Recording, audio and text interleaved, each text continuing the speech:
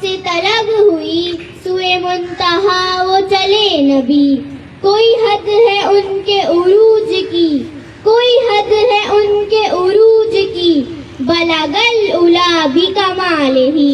میرے پیارے اساتذہ, میڈم اور میرے عزیز ساتھیوں, السلام علیکم. میرا نام عائزہ خان ہے اور میں جماعت پنجم کی طالبہ ہوں. آج میں اور میرے ساتھی جس موضوع پر لب کشائی کریں گے اس کا عنوان ہے واقعہ معراج. شب معراج اسلام کی تاریخ کا ایک اہم واقعہ ہے. اس پر ایمان رکھنا لازمی ہے. واقعہ معراج اعلان نبوت کے 10ویں سال اور ہجرت مدینہ سے 1 سال پہلے مکہ میں پیش آیا. طائف سے واپسی پر مکہ والوں نے حضرت محمد صلی اللہ علیہ وآلہ وسلم اور مسلمانوں پر مزید سختیاں شروع کر دی تھیں. وہ آپ کا مذاق اڑاتے اور آپ کو جھوٹا کہتے تھے. ان حالات میں اللہ تعالیٰ نے اپنے پیارے نبی حضرت محمد صلی اللہ علیہ وآلہ وسلم کو ملاقات کے لیے اپنے پاس بلانے کا فیصلہ کیا. اللہ تعالیٰ آپ صلی اللہ علیہ وآلہ وسلم کی ثابت قدمی اور استقامت میں اضافہ کرنا چاہتے تھے تاکہ آپ اللہ تعالیٰ کے پیغام کو عام کرنے کے لیے کامل یقین کے ساتھ آگے بڑھ سکیں. اس مقصد کے لیے آپ صلی اللہ علیہ وآلہ وسلم کو مسجد حرم سے لے کر مسجد اقصی اور پھر 7 آسمانوں کی سیر کروائی. سفر معراج کے 3 مراحل تھے. سفر معراج کا پہلا مرحلہ مسجد حرم سے لے کر مسجد اقصی تک ہے. یہ زمینی سفر تھا. سفر معراج کا دوسرا مرحلہ مسجد اقصی سے لے کر سدرۃ المنتہا تک ہے. یہ کرۂ ارض سے کہکشاؤں کے اس پار واقع نورانی دنیا تک کا سفر تھا. سفر معراج کا تیسرا مرحلہ سدرۃ المنتہا سے آگے کا سفر ہے. یہ سفر محبت اور عظمت کا سفر تھا. اللہ تعالیٰ نے اپنے حبیب صلی اللہ علیہ وآلہ وسلم کو عرش پر بلا کر اپنا دیدار کروایا. نبی اکرم صلی اللہ علیہ وآلہ وسلم مکہ سے بیت المقدس سے آسمان کی طرف سے اور پھر اپنے وطن واپس لوٹ آنے کے جسمانی سفر کو معراج کہا جاتا ہے. قرآن مجید میں اس سفر کا ذکر سورہ بنی اسرائیل آیت نمبر 1 میں ان الفاظ سے کیا گیا ہے.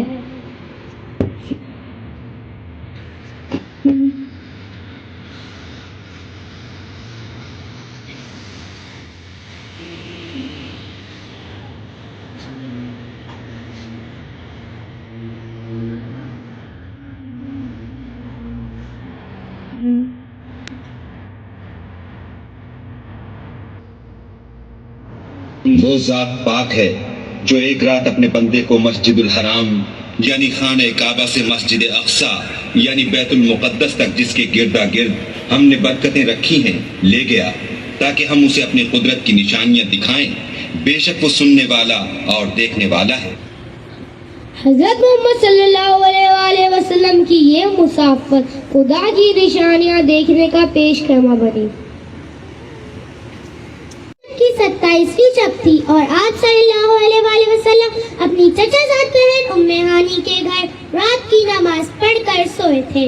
آدھی شب گزرنے کو تھی اور ہواؤں میں عجیب کیفیت طاری تھی. ستارے جھلملا رہے تھے اور پوری دنیا پر سکوت طاری ہے. حضرت جبرائیل علیہ السلام نے آ کے آپ صلی اللہ علیہ وآلہ وسلم کو جگایا اور کہا, یا رسول اللہ, آپ کو آپ کے رب ملاقات کے لیے بلا رہے ہیں. پھر حضرت جبرائیل علیہ السلام آپ کو زمزم کے کنویں کے پاس لے گئے اور آپ کے سینے مبارک کو زمزم کے پانی سے دھویا. پھر جنت سے لایا گیا ایک جانور براق کو آپ کی سواری کے لیے پیش کیا گیا. براق پر سوار ہو کر آپ صلی اللہ علیہ وآلہ وسلم بیت المقدس پہنچے. وہاں پر تمام انبیاء کرام موجود تھے. پھر آپ صلی اللہ علیہ وآلہ وسلم کی امامت میں تمام انبیاء کرام نے نماز ادا کی. پھر آپ صلی اللہ علیہ وآلہ وسلم براق پر دوبارہ سوار ہو کر آسمانوں کی طرف روانہ ہو گئے. پہلے آسمان پر آپ کی ملاقات حضرت آدم علیہ السلام سے ہوئی. حضرت جبرائیل علیہ السلام نے کہا ان کو سلام کرو، یہ تمہارے والد ہیں. آپ صلی اللہ علیہ وآلہ وسلم نے سلام کیا. حضرت آدم علیہ السلام نے خوش ہو کے جواب دیا، خوش آمدید کہا اور دعائے خیر کی. دوسرے آسمان پر آپ صلی اللہ علیہ وآلہ وسلم کی ملاقات حضرت عیسیٰ علیہ السلام اور حضرت یحییٰ علیہ السلام سے ہوئی. آپ نے دونوں کو سلام کیا اور پھر دونوں نے جواب دیا. جب تیسرے آسمان کا دروازہ کھولا گیا تو آپ کی ملاقات حضرت یوسف علیہ السلام سے ہوئی. اللہ تعالیٰ نے ان کو حسن کا نصف حصہ عطا فرمایا تھا. خوش آمدید کہا اور دعائے خیر کی. چوتھے آسمان پر حضرت ادریس علیہ السلام آپ صلی اللہ علیہ وآلہ وسلم کے استقبال کے لیے تھے. خوش آمدید کہا اور دعائے خیر کی. پانچویں آسمان پر آپ کی ملاقات حضرت ہارون علیہ السلام سے ہوئی اور آپ کا استقبال کیا گیا. چھٹے آسمان پر حضرت موسیٰ علیہ السلام نے آپ صلی اللہ علیہ وآلہ وسلم کو خوش آمدید کہا اور دعائے خیر کی.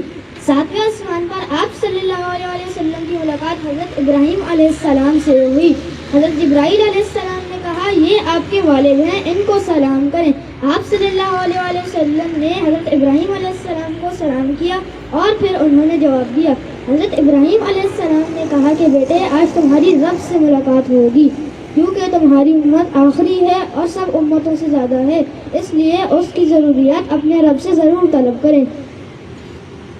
آپ صلی اللہ علیہ وآلہ وسلم کو جنت اور دوزخ کی سیر کروائی گئی اور اس مقام پر پہنچے جہاں قلب و قدرت کے چلنے کی آواز آ رہی تھی. پھر آپ صلی اللہ علیہ وآلہ وسلم سدرۃ المنتہا پہنچے. اس مقام پر جبرائیل علیہ السلام رک گئے اور عرض کیا کہ رسول اللہ صلی اللہ علیہ وآلہ وسلم ہم سب کے لیے ایک جگہ مقرر ہے اور اب اگر میں ایک بار بھی آگے بڑھوں تو میرے پر جلا دیے جائیں گے. پھر اس موقع پر آپ صلی اللہ علیہ وآلہ وسلم فرماتے ہیں کہ اے جبرائیل کوئی حاجت ہے تو بتاؤ. عرض کیا کہ حضور مانگتا ہوں کہ قیامت کے دن کل خیرات پر آپ کی امت کے لیے بازو پھیلا سکیں تاکہ آپ صلی اللہ علیہ وآلہ وسلم کا ایک غلام آسانی کے ساتھ کل صراط سے گزر جائے. آپ صلی اللہ علیہ وآلہ وسلم جبرائیل علیہ السلام کو چھوڑ کر ترخان و تجدیات کے مناظر طے کرتے ہوئے عرش کے قریب پہنچے تو عرش جھومنے لگا. نور کے پردے اٹھے. اللہ اور آپ صلی اللہ علیہ وآلہ وسلم آمنے سامنے ہو گئے. اللہ تعالیٰ نے حضور صلی اللہ علیہ وآلہ وسلم کو اپنے قرب سے نوازا. تمام کائنات کو ٹھہرا دیا گیا. چاند اپنی جگہ ٹھہر گیا، سورج اپنی جگہ رک گیا، حرارت و ٹھنڈک اپنی جگہ ٹھہر گئی. جو سویا تھا وہ سویا رہ گیا، جو بیٹھا تھا وہ بیٹھا رہ گیا. غرض زمانے کی حرکت بند ہو گئی. اس موقع پر اللہ تعالیٰ نے آپ صلی اللہ علیہ وآلہ وسلم کو بہت سارے احکامات بھی دیے اور قدرت الہی کی نشانیاں بھی دکھائی گئی. 5 نمازوں کا تحفہ دیا. سورۃ البقرہ کی آخری کی 2 آیات نازل ہوئی.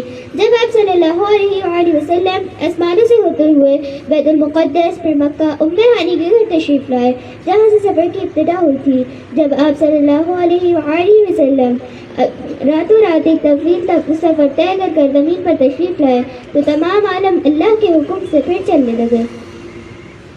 جو چیز سکون میں تھی دوبارہ حرکت کرنے لگی. کائنات میں نہ کوئی تغیر آیا اور نہ ہی کسی کو احساس تک ہوا. صبح ہوئی تو واقعی معراج کا ذکر آپ صلی اللہ علیہ وآلہ وسلم نے سب سے پہلے اپنی چچا زاد بہن ام ہانی سے کیا. تمام اہل ایمان نے اس واقعے کی سچائی کو دل سے مانا اور اس کی تصدیق کی.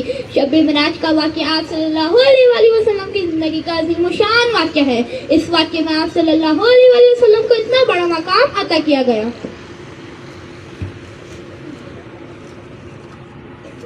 کبھی معراج، کبھی شب برات، کبھی شب قدر دیتا ہے. کتنا مہربان ہے رب، بخشش کے ہزاروں وسیلے دیتا ہے.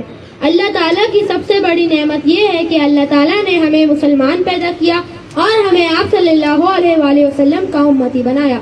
وہ قرب خدا میں بھی نہیں بھولے امت کو، وہ قرب خدا میں بھی نہیں بھولے امت کو کی بات شفاعت کی معراج میں آقا نے. اس شعر کے اختتام پر میں دعوت دینا چاہتا ہوں کہ میڈم نورین آئے اور وہ